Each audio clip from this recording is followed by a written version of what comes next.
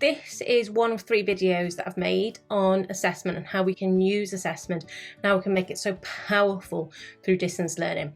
So if you haven't already watched any of the videos how to make a Google form, okay, it should be signposted up at the top of this video. So by now you can convert a Word document into a Google form if you wish, or create a Google form with any of these different formats.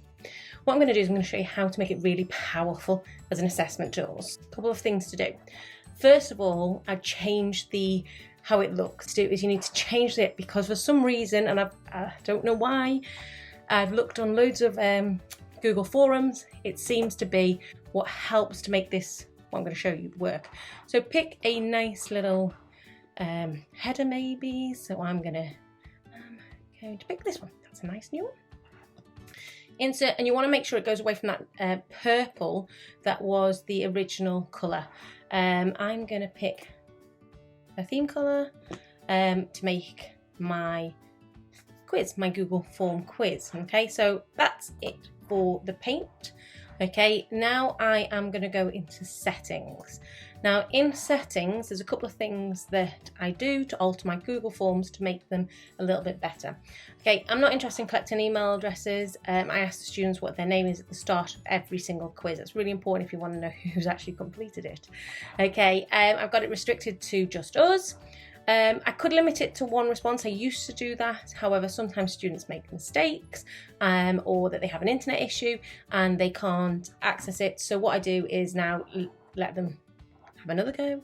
It's always worthwhile. I don't have these selected. Edit after submit and see summary charts. You can have a little play with that and see what that looks like. In quizzes, I'm just going to skip over to quizzes. You want to make this a quiz. So you want to turn this on. It'll be off as a default. You want to turn this on, okay, and select immediately after submission. Okay, I'll show you why in just a moment. Okay, presentation. A couple of little things I like to do in my presentation is you could shuffle your question order if it doesn't matter. I'm just going to leave mine. I like to put a progress bar so it shows how far they're completing it. You can show link to submit another response if you want them to have another go. For this one today, I am not, actually I'll leave it on to show you what it looks like. But I also write a message, and this is the bit that's important, okay? So in the message, I write something along the lines of,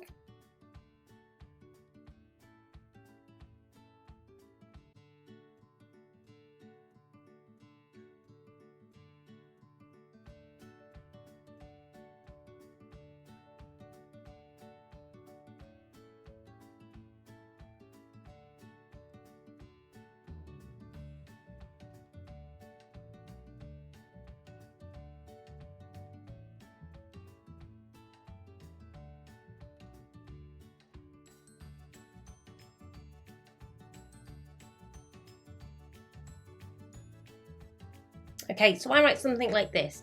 After you've completed this assessment, make sure you click View Score and then follow the links for each question. If you think that there is a mistake in your total, don't worry, I'll review all answers again and adjust scores. I'll show you why in a bit, okay, and press Save. Like I said, I always put what's your full name at the top, and I turn on required for every single question. I want them to have a go at every single question. Okay, so making sure each question is required. So turn that on. Then for each question, I'll now put in an answer. So I'll click on the question and click on answer key, and I can put in here how many marks this question's out of. So here, I'm just going to put in how many marks. So I've given it's out of 2 marks, and the question is, the drawing below show pigs from 2 different breeds. From the drawings above give 2 ways the pigs are different. Okay, so I'm going to put in has spots, okay, and ears are floppy. Now, Google Forms can only identify if they've written exactly what you've written, which is why I've written, don't worry if you think you got it right. So they might write floppy ears and they would get it wrong. Okay, so I've written, don't worry if you think it's wrong, because I will review them afterwards.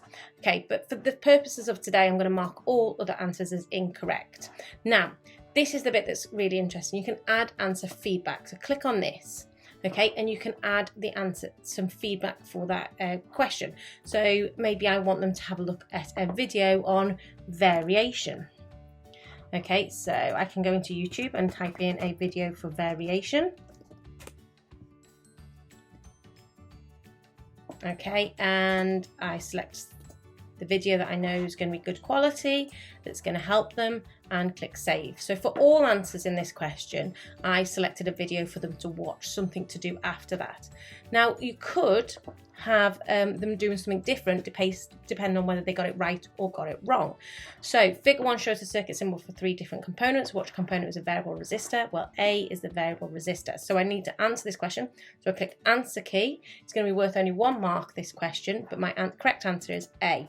Now what I'm going to do is add answer feedback. Now here I've got incorrect answers and correct answers. So if they get this wrong, I want them to find out about circuit symbols. So I could put here in a link maybe to a website, a Google Doc, anything I wanted about it. Okay, so I'm going to put in a link to a website to help them out with electricity. Okay, so don't forget to click add. Okay, and I might put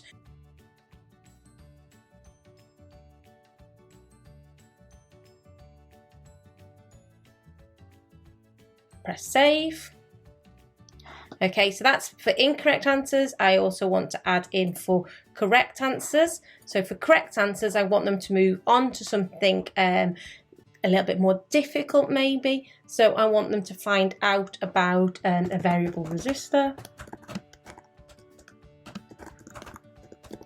Okay, and you'd have all of your ideas of where to go, where the different paths that they could use. So I'm going to select a variable resistor as a video, click. Okay, so here we've got feedback for correct and for incorrect answers. There you go, correct answer up here and incorrect answers there. Okay, press done, and you do that with every single question, allowing students to go off at different places where they need to get individualised learning based on how well they know the topics. You could do this at the start maybe, you could get them to do it again at the end, slightly differently, and it will help them, it'll help you assess what they know, but it'll also help fill those gaps, won't it? Okay, so I'm going to just show you what this would look like to a student. So if you click on here, the little eye, it'll give you a preview and you can have a go at little completing it. So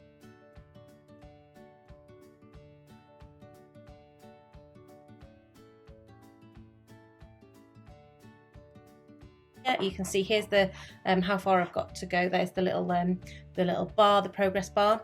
Click submit, and then this is where it'll show me that little bit of writing here. So I can have a little look, test again, and it will give me that feedback that you've already selected for me to complete, those tasks for me to go to. This is a really powerful tool if used correctly, and it can send learners off into different places to help fill those gaps that are being assessed. Please check out some of the other CPD videos that I've made, including the ones on Google Forms, and subscribe to find out more.